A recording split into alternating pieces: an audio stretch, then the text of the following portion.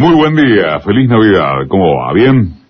Tengo para la fiesta 10 preceptos. ¿Compartimos? 1. La estrategia de la distracción.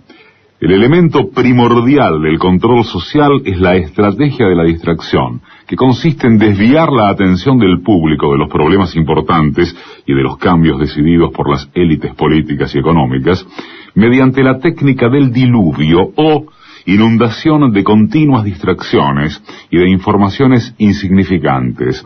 La estrategia de la distracción es igualmente indispensable para impedir al público interesarse por los conocimientos esenciales en el área de la ciencia, la economía, la psicología, la neurobiología y la cibernética. Mantener la atención del público distraída, lejos de los verdaderos problemas sociales, cautivada por temas sin importancia real, mantener al público ocupado,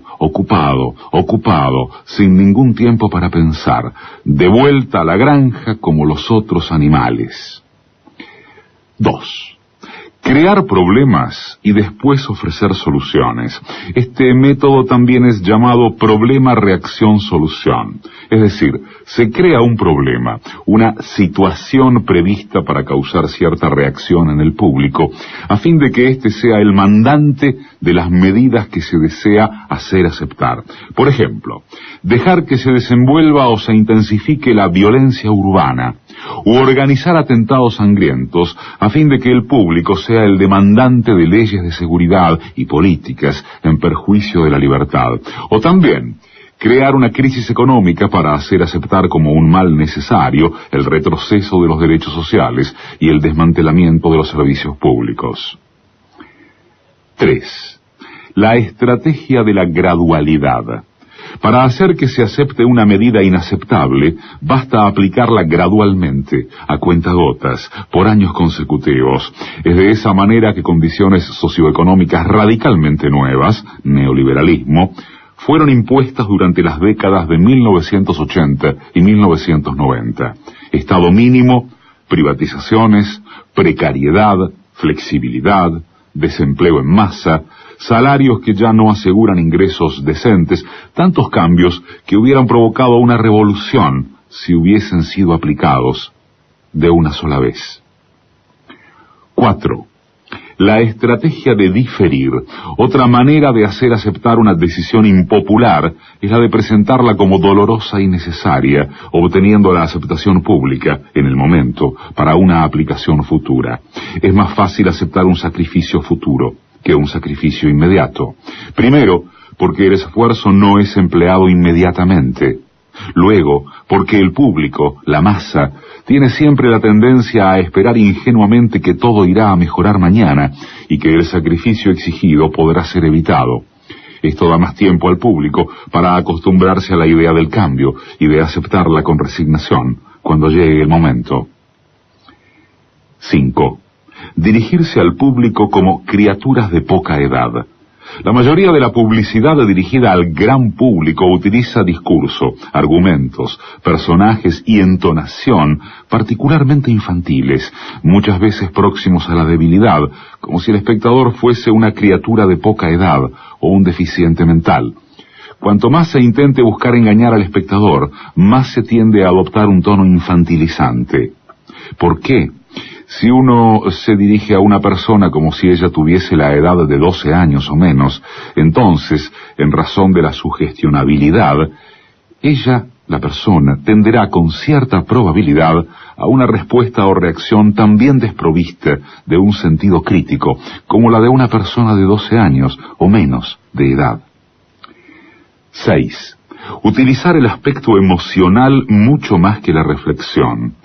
Hacer uso del aspecto emocional es una técnica clásica para causar un cortocircuito en el análisis racional y, finalmente, al sentido crítico de los individuos. Por otra parte, la utilización del registro emocional permite abrir la puerta de acceso al inconsciente para implantar o injertar ideas, deseos, miedos y temores, compulsiones o inducir comportamientos. 7. Mantener al público en la ignorancia y la mediocridad. hacer que el público sea incapaz de comprender las tecnologías y los métodos utilizados para su control y su esclavitud. La calidad de la educación dada a las clases sociales inferiores debe ser la más pobre y mediocre posible, de forma que la distancia de la ignorancia que planea entre las clases inferiores y las clases sociales superiores sea y permanezca imposible de alcanzar para las clases inferiores. 8. Estimular al público a ser complaciente con la mediocridad.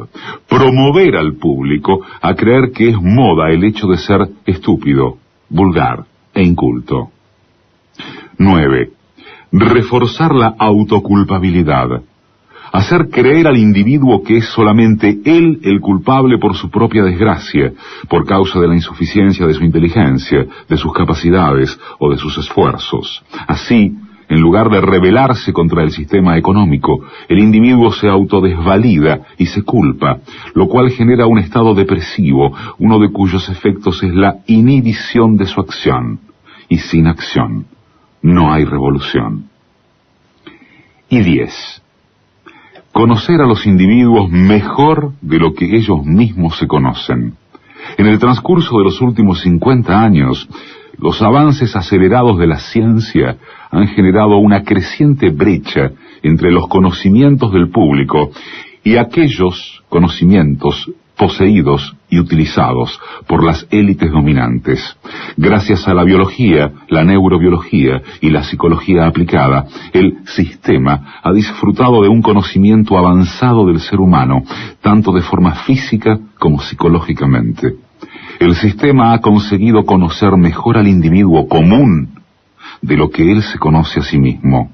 Esto significa que, en la mayoría de los casos, el sistema ejerce un control mayor y un gran poder sobre los individuos, mayor que el de los individuos sobre sí mismos. Lo escribió el lingüista Noam Chomsky. 10 estrategias de manipulación mediática, como para empezar a ver el año que viene si siempre va a ser igual. Cambiará alguna que otra cosa, pero alguna de las 10, o las 10, algunas combinadas, otras no, siempre están presentes en la masividad de los medios.